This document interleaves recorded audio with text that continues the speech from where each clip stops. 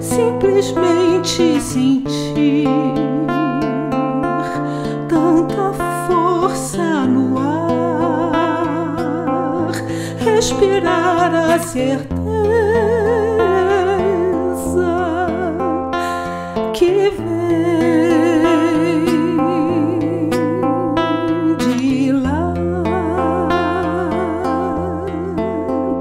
que de lá da luz,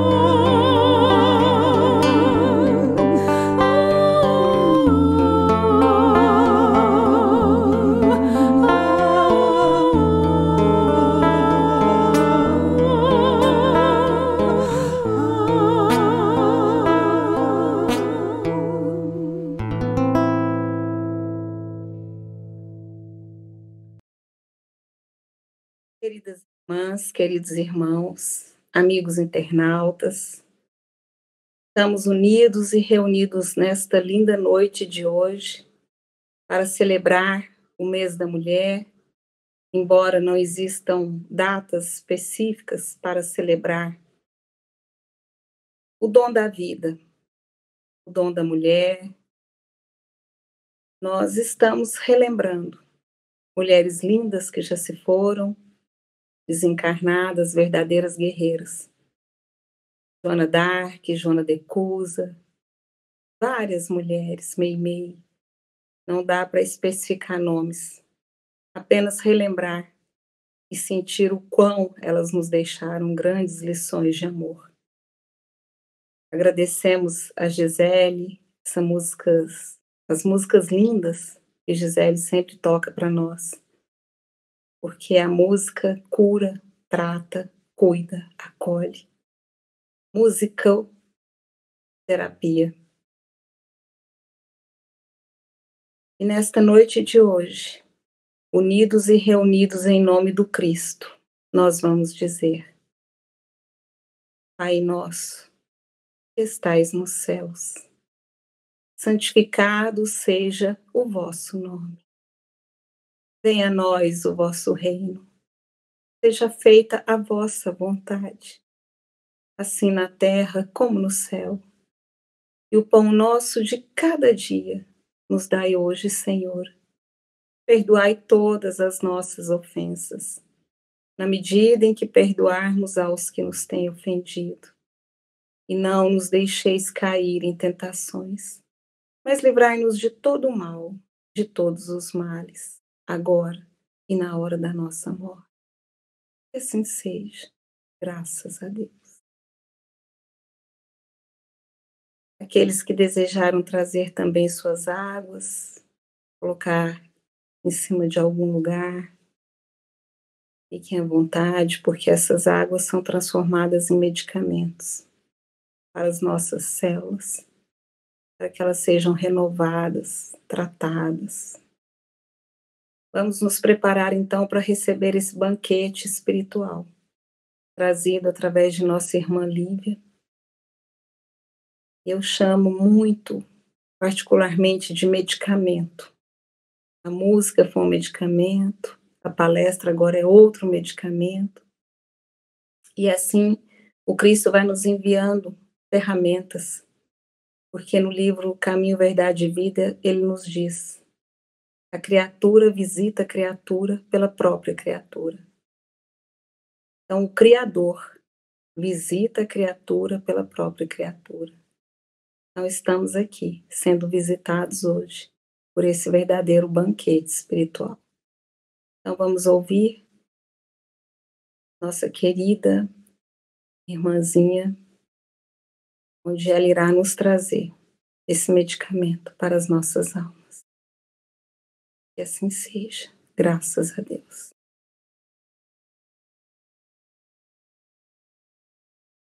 Boa noite, irmãos e irmãs em Cristo.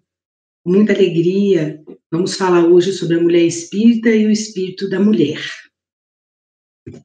Quero começar agradecendo à Casa André Luiz pelo convite para proferir essa palestra e toda a equipe técnica que está produzindo este vídeo de transmissão.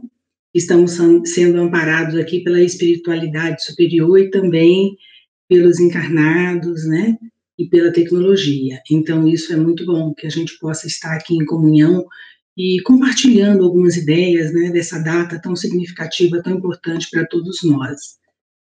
A espiritualidade amiga também, queremos render os nossos agradecimentos pelas intuições ao longo dos dias, desde que recebi o convite para proferir essa palestra. Foi muito interessante o processo, como ela foi sendo construída, porque eu já tinha feito uma palestra em outra ocasião, né, comemorando a Semana da Mulher Espírita, nesta casa, e o irmão me deixou com liberdade para poder pesquisar outras coisas, e a cada dia, em momentos diferentes da vida, em momentos diferentes do cotidiano, eu recebia intuições, e aí eu fui registrando, e hoje, então, apresento para vocês o resultado dessa colaboração dos nossos irmãos de luz, que não nos desamparam, e nos dão oportunidade, né, dessa comunicação aqui tão importante.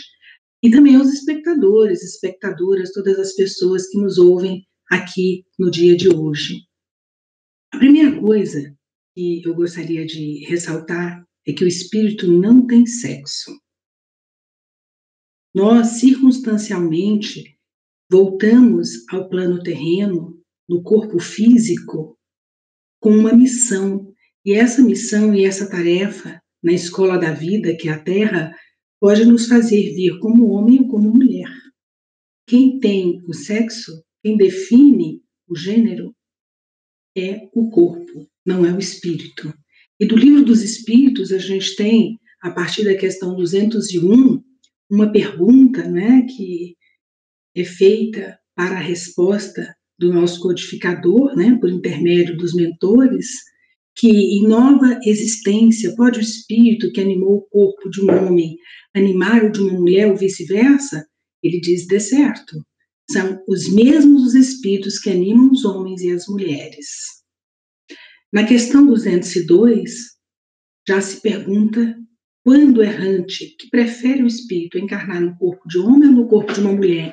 E eis a resposta. Isso pouco importa. O que guia o espírito nessa escolha são as provas que haja de passar.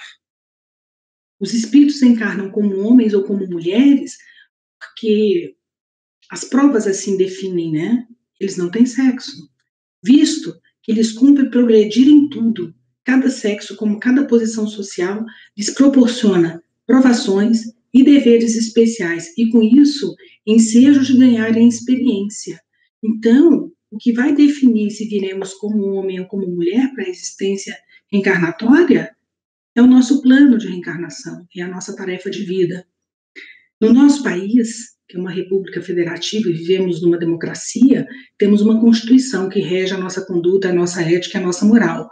E essa Constituição vigente, que é do ano de 1988, no seu artigo 5º, diz um princípio fundamental: todos são iguais perante a lei, sem distinção de qualquer natureza. E no inciso 1 diz, homens e mulheres são iguais em direitos e obrigações, nos termos desta Constituição.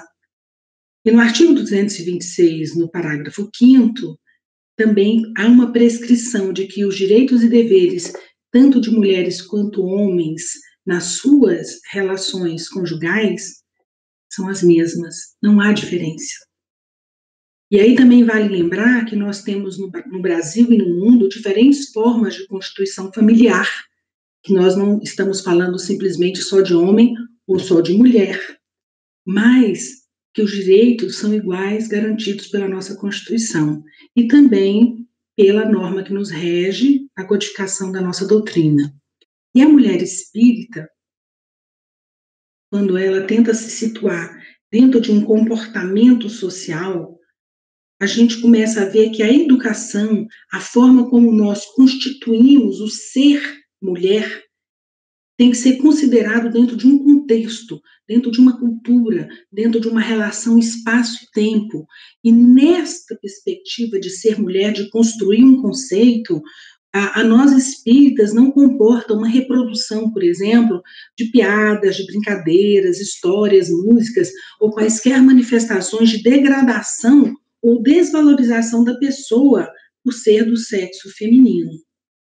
Então, isso a gente tem que cuidar muito dentro da nossa casa espírita, dentro do nosso ambiente doméstico, em todo lugar por onde a gente esteja.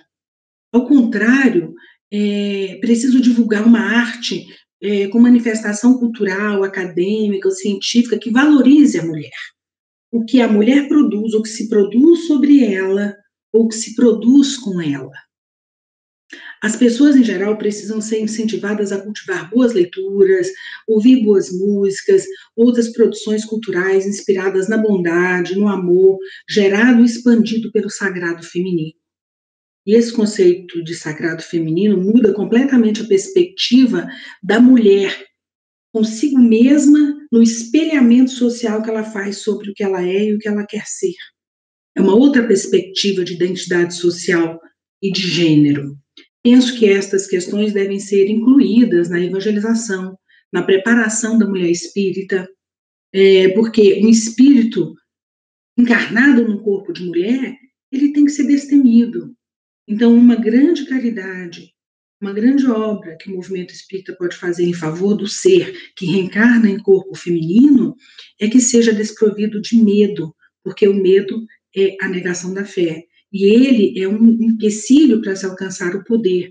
E quando se pode, se age, se aprende, se ampliam os horizontes. Então, nos interessa que o espírito feminino tenha poder.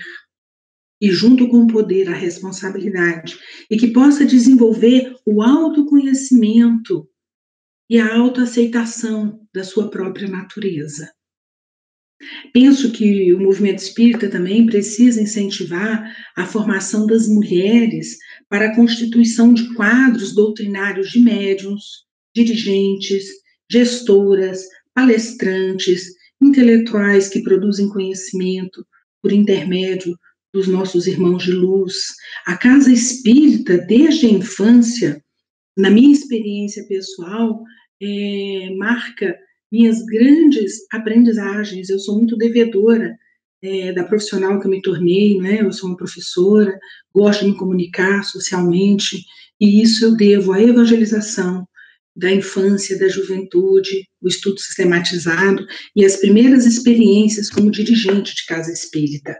E eu penso que a casa tem muito a fazer em prol da mulher nesse processo formativo que expande, né, os horizontes e as possibilidades de trabalho.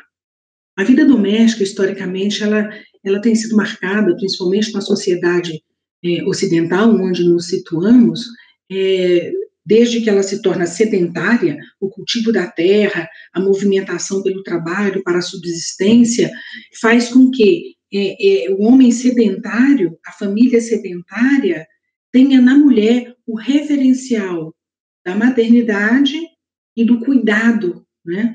A guardiã e a cuidadora do seio da família. Mas isso não pode sobrecarregar a mulher, né? Então, por conta dessa situação da maternidade, em larga medida, foi se constituindo essa identidade do feminino com cuidado, com afetivo, e junto com isso, como se fossem responsabilidades únicas. Então, um grande desafio da mulher espírita e do movimento espírita é reverter esse processo para que ela não seja sobrecarregada.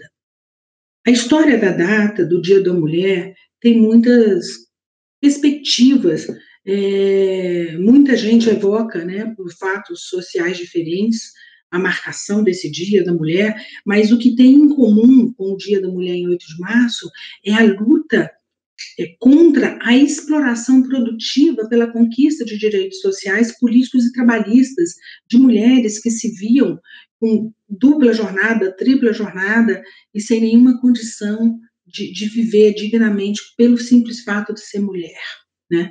Então, essa marca por direitos define um dia mundialmente, né, que se comemora o Dia da Mulher. E o movimento espírita precisa cuidar para que esta data não seja marcada simplesmente pelas demandas de uma sociedade do consumo, como uma distorção do acontecimento e a razão primeira da comemoração, que é um símbolo, não quer dizer que só esse dia é o Dia da Mulher, né? É preciso lembrar que todo dia é Dia da Mulher. E o espírito da mulher é o espírito de um ser encarnado com peculiaridades e provações muito próprias do gênero, né? Tem uma derivação de papéis sociais atribuídos nas diferentes culturas e nos planos reencarnatórios. Cada uma tem um caminho a percorrer, de acordo com as próprias necessidades. Então, nós vamos falar de mulheres, né? Vamos falar de diferentes histórias. É preciso considerar que na sociedade atual todos e todas devem ter responsabilidades distribuídas solidariamente. Nada justifica que as obrigações domésticas sejam responsabilidade exclusiva das mulheres. Então, isso é muito importante, para que as pessoas criem, desde o seio doméstico, o hábito de compartilhar responsabilidades, de preparar para a vida como ela é. E isso, começando em casa, faz com que o ser humano tenha muito mais condição de aprendizagem, de evolução e de compreensão do outro, e, sobretudo, de viver em sociedade. E aí eu vejo que a mulher no espiritismo, ela tem um lugar como de qualquer ser humano, sem distinção de sexo.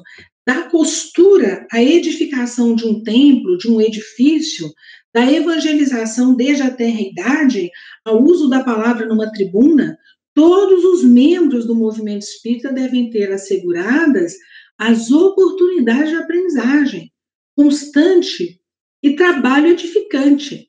Então, nós não podemos admitir que na casa espírita, que é uma casa de acolhimento, de respeito mútuo, que haja essa distinção de que as mulheres não podem ocupar determinadas funções pelo simples fato de serem mulheres.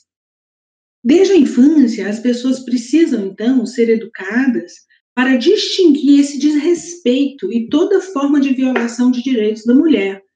Essa temática precisa ser introduzida no currículo da evangelização, do estudo sistematizado da doutrina espírita, onde quer que a gente estude. A casa espírita precisa se atualizar, porque ela tem a intenção de ajudar as pessoas em progresso e em sofrimento. Então, nós não podemos fazer de conta que determinados problemas que afligem as pessoas e que afligem a sociedade não nos dizem respeito. Então, nós precisamos trazer essas temáticas e trabalhá-las fraternalmente dentro da nossa casa espírita. A evangelização também precisa ajudar a sociedade a desconstruir esse conceito histórico de mulher com base na submissão, na fraqueza, na subserviência, porque nós não podemos permitir de modo algum nenhum tipo de violência contra a mulher, nem a diminuição de seus direitos em razão do sexo, né? Então, a casa tem uma responsabilidade muito grande.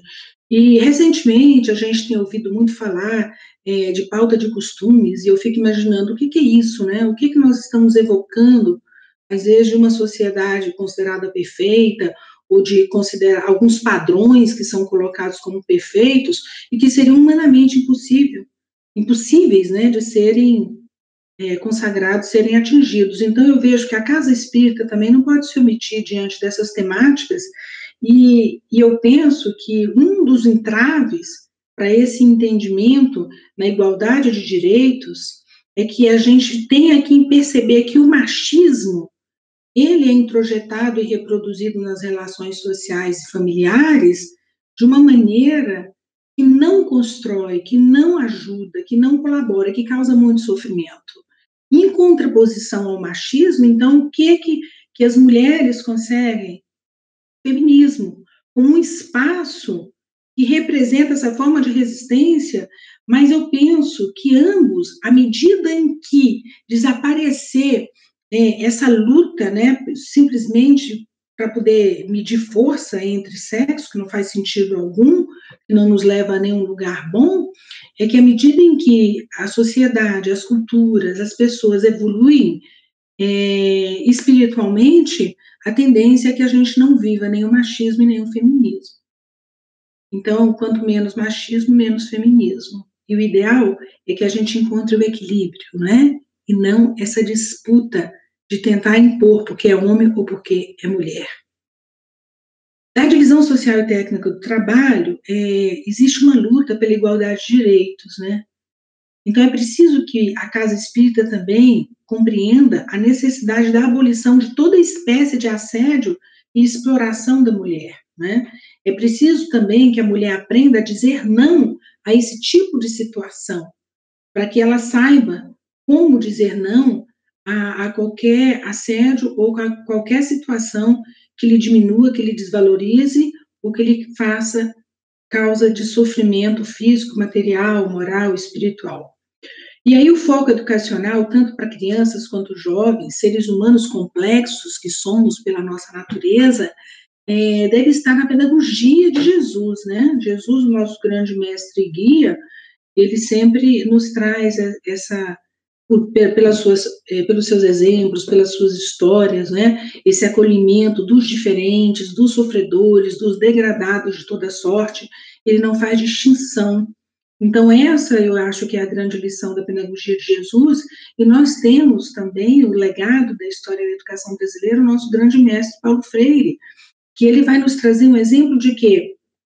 Dialogicidade, amorosidade, né? E também da luta contra todo tipo de opressão. O que Paulo Freire nos ensina? Que eu não deixo de ser oprimido passando a ser opressor, mas que a educação ela deve produzir seres solidários e que não haja opressão de espécie alguma. Então, essa é uma lição que tem muito a ver com os princípios da nossa doutrina, que é o ser solidário, o ser cooperativo, né? E nós temos um problema também na cultura, que envolve muito uma idealização da mulher, como se fosse assim, nascer, estudar, formar, ter uma profissão, casar e constituir uma família, como se fosse um modelo linear de sucesso de todas as pessoas e o destino único de uma mulher bem-sucedida. E a gente sabe que não é bem assim, que cada pessoa tem a sua história, não é? E neste contexto, a gente entende que nem todas as pessoas vão constituir família, nem todas as pessoas vão se casar, né? Vai depender muito do plano reencarnatório de cada um e do livre-arbítrio. Então, é muito perverso quando a gente cobra da mulher que ela tem que ser mãe, que ela tem que casar, que ela tem que ser dona de casa, não é? Porque a gente, às vezes, não sabe qual é o plano reencarnatório, porque muitas pessoas deixam de se consociarem, de fazer a própria família, em prol de uma família maior, né? Quantas mulheres nós temos no exemplo da história, eu tenho aqui uma que inspira muito, né? Madre Teresa de Calcutá e tantas outras, né? A própria história de Joana de Ângeles. Então, a gente tem que pensar que, às vezes, a pessoa vem no corpo feminino, mas a sua missão é planetária, de acolher aos filhos do mundo, né? Então, a gente precisa aprender a respeitar e o tempo de cada um e também o livre-arbítrio, né? Que nós temos, que é uma dádiva da nossa vida. E nós, mulheres, temos um outro desafio muito grande, que é o cuidado com o nosso vaso corporal, né? Esse invólucro que nos permite abrigar o espírito encarnado nesse processo evolutivo. E para isso, é fundamental que a mulher se conheça o seu corpo, conheça as suas necessidades, os ciclos de evolução que são naturais da vida e que possa ter todo o apoio, todo o auxílio para enfrentar todos os momentos que a vida de uma mulher determina pela sua própria natureza. Então, a mulher precisa aprender a lidar com as suas especificidades, né, para poder bem abrigar esse espírito encarnado. E aí precisa manter uma alimentação saudável, fazer ingestão de água, praticar atividade física regular, né, que é apropriada para cada condição física e a faixa etária, usufruir do descanso. Muitas vezes nós somos impelidas a trabalhar, dupla jornada, tripla jornada. Tem mulheres que se sentem culpadas, sem ter consciência, porque querem ter um momento de descanso, assistir um filme, ir ao cinema, parar para tomar um café, simplesmente ficar um tempinho para si, acha que não merece, né? Porque saiu para trabalhar e tem que correr para arrumar, e é muito importante que a gente aprenda a distribuir tarefas, a liderar serviços e recompor, porque o espírito não para, mas o corpo precisa de refazimento, o corpo precisa de cuidado para que a gente possa cumprir com eficiência e com alegria todo o nosso ciclo encarnatório. Então, para isso, a gente precisa do repouso edificante e reparador. Não há mal nenhum em descansar, não há mal nenhum em reparar as energias físicas. E por isso também a mulher precisa aprender a potencializar suas aptidões, suas habilidades, suas vocações, né? Todos os sentidos que estão a serviço da criatividade e do seu bem-estar. Igualmente, a mulher precisa aprender, e a casa espírita pode ajudá-la muito, a preservar suas tenazes mentais. Quantas vezes a gente encontra irmãs nossas e nós mesmas em condição de sofrimento porque ficamos invigilantes e damos uma brecha para que os inimigos da luz, aquelas pessoas que não conheçam a luz, se aproximem sem que a gente tenha toda a condição de fazer o auxílio a essas entidades que se aproximam de nós, às vezes não para nos causar mal algum, mas também nos pedindo socorro, né?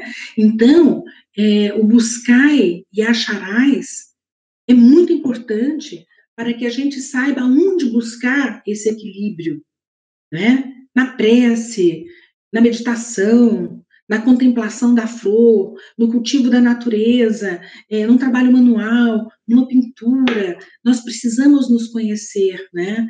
E para que a gente possa usufruir daquilo que está previsto, né, no nosso Evangelho, no Evangelho segundo o Espiritismo, que fala: ajuda-te a ti mesmo, né, que o céu te ajudará, né? Ou seja, pedi e obtereis, mas faça da tua parte, que eu te ajudarei, né? E o que vai nos ajudar nisso? É orai e vigiai, sempre. A prece é esse antídoto poderoso que nos faz comunicar com o ser etéreo, com o Criador, com o que há de divino, né? Que nos leva a outras esferas de luz para que a gente tenha condição de manter o nosso ciclo encarnatório e fazer bem feito aquilo que a gente veio fazer aqui por nós e por outrem. Então, aí há também uma importância do trabalho edificante, né? E a gente tem que ter, assim, saber ocupar as mãos, saber ocupar a mente com coisas que realmente vão nos ajudar e ajudar o próximo. Quanta coisa existe no mundo para fazer campanhas de beneficência. E se a pessoa está entediada, quantas obras maravilhosas temos na literatura espírita. Eu até digo para as pessoas que me circundam, que se as pessoas bem soubessem, iriam se surpreender com a beleza dos romances, das histórias, muito mais interessante que algumas séries de televisão, e que as pessoas às vezes não se dão a oportunidade de conhecer essa vasta doutrina tão rica e tão benfazeja, né? Então a gente precisa aprender a organizar a nossa rotina cotidiana, né? No curto prazo, no médio prazo, no longo prazo, e nunca foi tão importante, né, nessa pandemia que nós estamos vivendo, até o trabalho remoto, como todos os especialistas do comportamento humano, do bem-estar mental, têm nos orientado: olha, tem uma rotina, procure ver coisas que te fazem bem, procure se conhecer, né? O que te dá prazer, o que te dá bem-estar, e igualmente identificar o que não nos faz bem, né? Por que nós permitimos coisas que não nos fazem bem? Nós temos o poder de escolher, inclusive, os nossos inimigos, né? Nós temos o poder, porque quando a gente diz, não vou entrar nessa sintonia mental, nós cortamos qualquer possibilidade do inimigo nos atingir. E quando a gente descobre isso pelo efeito da prece e pela educação do pensamento, é extremamente libertador. E por isso eu acho que as mulheres precisam conhecer muito bem essa técnica, né? De se libertar daquilo que faz mal e descobrir e potencializar aquilo que traz bem-estar e aquilo que nos faz felizes, né? Nós merecemos momentos de felicidade, por que não? É importante também para a mulher desenvolver um entendimento sobre suas limitações. O autoaceitar-se é fundamental. Não há mal nenhum quando a gente descobre quais são os meus defeitos, quais são os meus problemas. E aí ver o que a gente pode melhorar. E saber até que ponto aquilo nos causa sofrimento. Mas também saber valorizar em nós, sem a vaidade, né, aquilo que nós temos de bom e que as nossas aptidões poderão ser úteis para nós e para os demais que estão em nossa volta. E esse simples movimento da mulher aprender a identificar as suas limitações e as suas aptidões tem um poder enorme de evitar a frustração, né? Para a gente saber que aquilo que a gente não pode mudar, a gente tem que encontrar a forma de mudar dentro de nós. Aquilo que Chico sempre dizia, né? Eu tenho muito que mudar em mim, os outros permaneçam como eles estão. É de uma beleza, de uma sabedoria essa nossa doutrina, não é mesmo? Agora, existem algumas especificidades do corpo feminino. O espírito não tem sexo, o corpo tem, né? E se tem duas coisas que marcam a diferença da mulher para o homem, é que ela tem a faculdade, né? A possibilidade de ser medianeira da vida, que é uma função sublime que o espírito encarnado no corpo de mulher tem, né? A possibilidade de dar a luz aos seres que reencarnam na Terra. E também de amamentar com o próprio seio. Mas cabe lembrar que Deus é tão perfeito em tudo que Ele faz, que até para fazer isso, que é exclusivo do corpo feminino, a mulher não pode fazer sozinha. Ela tem que ter a ajuda do masculino. E isso é obra de Deus, né? É a perfeição da obra de Deus. Atrair ao seu derredor também os protetores, né? Os guias daqueles que são os nossos filhos e filhas. Então, a mulher que tem a possibilidade de ser mãe, ela acaba tendo em sua volta muitos guardiões, porque cabe a ela cuidar pelo amor, pela proximidade, né? E o amor de mãe é um amor que se aproxima da lei de Deus, do divino.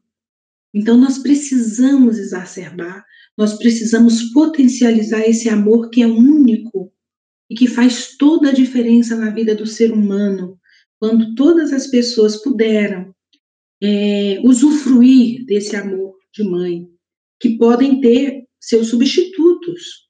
Quantas pessoas puderam ter a graça, né, na ausência da sua mãe biológica, de encontrar tantas outras mães, né, que são as pessoas que adotam, são as pessoas que têm essa generosidade, né, têm essa faculdade desse amor materno.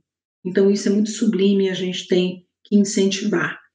E aí, potencializar também a educação regeneradora e o divino amor entre as criaturas, né? Quando a gente tem essa tutela, tanto física quanto espiritual, sobre todos os seres vivos, né? Que são os seres humanos, os animais, as plantas, tudo que tem vida. Então, o feminino, ele nos traz esse sagrado, né? Da procriação, da natureza, é muito bonito. E é necessário lembrar também que nesta relação afetuosa, os filhos aprendem a ser filhos nos vigiando, nos espelhando. Outro dia eu estava com uma pessoa muito querida, que estava com uma relação complexa, né, com a filha, com o neto, e eu fui e disse: diga à sua filha que esse netinho vai aprender a ser filho vendo ela ser sua filha, né? Porque nós temos um princípio dentro da cultura brasileira e que o Espiritismo abraça, é que as palavras comovem, mas os exemplos arrastam. E a gente tem sempre que cuidar que exemplo estamos dando para as nossas crianças, que pessoas somos para as nossas crianças. E aí, para finalizar, eu trago uma pergunta, né? Trago para nós uma pergunta. Que mulheres queremos ser? Como é que nós vamos cultivar esse feminino que habita em nós?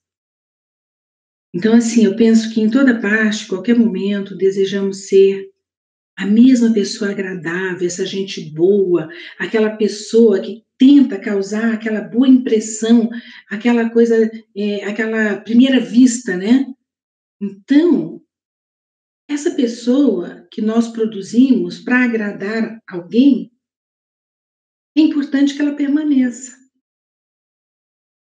no privado, no público, nas relações familiares, nas relações sociais. Essa é uma grande lição da nossa doutrina, né? Nós temos que ser essa pessoa, gente boa, em toda parte, em todo lugar, porque em todo lugar nós reconhecemos um irmão e uma irmã em Cristo, né? Pelas sucessivas reencarnações.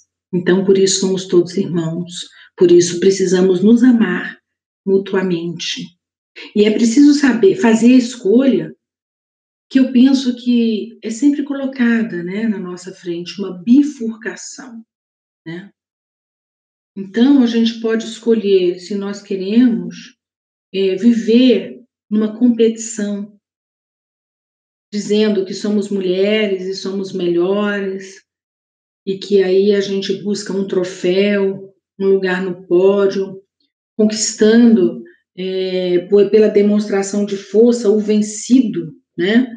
Nessa guerra dos sexos, que é uma guerra cultural e que não nos diz respeito, né? Ela é estimulada pela mídia, pela cultura. Então eu volto a Paulo Freire, né? A gente não acaba com a opressão mudando de lugar. O ideal é não ter opressão alguma. Então o ideal é uma sociedade em que mulheres e homens não precisam se digladiar para se afirmarem o melhor do que o outro, o vencido e o derrotado, né? Mas que nós caminhemos lado a lado. Não existe aquela coisa malfadada de que por trás de um homem tem uma grande mulher, né? Não existe isso. Lado a lado existem grandes mulheres e grandes homens. E na sociedade fraterna, o que nós temos que aprender? Que nem todo mundo é protagonista, não cabe na cena do filme, né? Todos nós temos diferentes papéis, tem hora que nós seremos os protagonistas, tem hora que nós seremos os coadjuvantes, e tem hora que seremos simplesmente figurantes. O importante é que sejamos úteis, e que isso possa transbordar em luz para a necessária transição planetária. E lembrando sempre que, circunstancialmente, nós viemos homens ou mulheres. Então, não há por que exacerbar essa diferença, essa guerra, né, pelas questões de gênero, porque nós poderemos, inclusive, numa reencarnação futura, encontrar o resultado dessa posição radical que tomamos, porque circunstancialmente não estamos na condição de mulher. Mas também nessa bifurcação, nós podemos tomar um outro rumo. Podemos ir pelo caminho da cooperação e da solidariedade, compreendendo que nas diferenças nos completamos e nos tornamos seres plenos a caminho da luz. É tudo que nós desejamos, conhecer a luz, né? Então, eu gostaria de encerrar aqui essa pequena conversa que nós estamos tendo a oportunidade de fazer por ocasião do Dia da Mulher, que eu quero ser essa mulher, né, que busca o entendimento de que a vida terrena é uma grande escola e não um ringue de competição, né? E todos estamos aqui para aprender. E que se nós temos a oportunidade de vivenciar num corpo de mulher, que a gente possa respeitar e que o feminino, o sagrado feminino, nos ajudem a completar com muita paz, com muita serenidade, com muito progresso, esse ciclo reencarnatório de evolução. E que a paz de Deus esteja entre nós, hoje e sempre. Muito obrigada. A mulher espírita e o espírito da mulher. Esse é o medicamento que a espiritualidade nos trouxe através de uma palestra proferida pela nossa irmã Lívia Borges. E todos nós, onde quer que estejamos, possamos nos conectar ao psiquismo desse Cristo, luz, esse Cristo que tanto nos ampara e que hoje nos enviou esses banquetes espirituais, música, palestra. E que no mais curto espaço de tempo possamos estar todos nós bem juntinhos. Mas, por enquanto, é o que temos. A espiritualidade nunca nos abandona. Recebemos em nossos lares esses medicamentos maravilhosos, músicas e palestras. Porque Emmanuel nos diz, a maior caridade que podemos fazer pela doutrina espírita é a sua divulgação. E estamos tendo toda essa divulgação. Pedimos também carinhosamente àqueles que puderem doar alimentos não perecíveis para a nossa casa espírita André Luiz, que possa fazer essas doações. Irá ajudar muito, mas é muito mesmo. Sejam quaisquer tipos de doações. Estamos com as portas,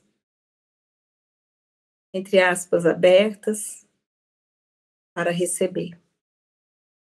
Que Deus lhes abençoe, cada um que puder, ajudar a manter a nossa casa de pé, porque ela foi construída sob a rocha, e sob a rocha permanecerá até o infinito. Vamos nos preparando também para a nossa prece final. Pai nosso, que estais nos céus, santificado seja o vosso nome. Venha a nós o vosso reino. Seja feita a vossa vontade, assim na terra como no céu. E o pão nosso de cada dia nos dai hoje, Senhor. Perdoai todas as nossas ofensas, na medida em que perdoarmos aos que nos têm ofendido. E não nos deixeis cair em tentações, mas livrai-nos de todo o mal, de todos os males, agora e na hora de nossa morte. Que assim seja, graças a Deus. Glória a Deus nas alturas e paz na terra entre todos os homens de boa vontade. Que essa prece, Senhor, possa chegar ao lar de cada um de nós, para nos amparar, nos fortalecer. E que durante todo o repouso do corpo físico, nossos espíritos possam ser tratados, renovados, porque amanhã será um lindo e novo dia. Assim seja.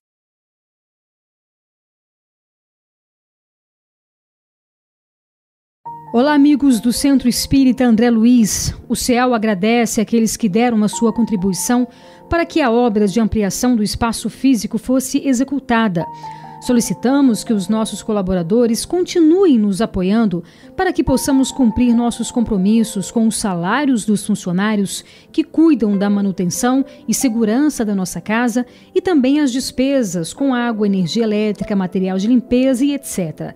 As doações podem ser de qualquer valor e podem ser via conta bancária ou na secretaria pela manhã. Mais informações no nosso site www.cealdf.org.br. O CEAL conta com a sua contribuição.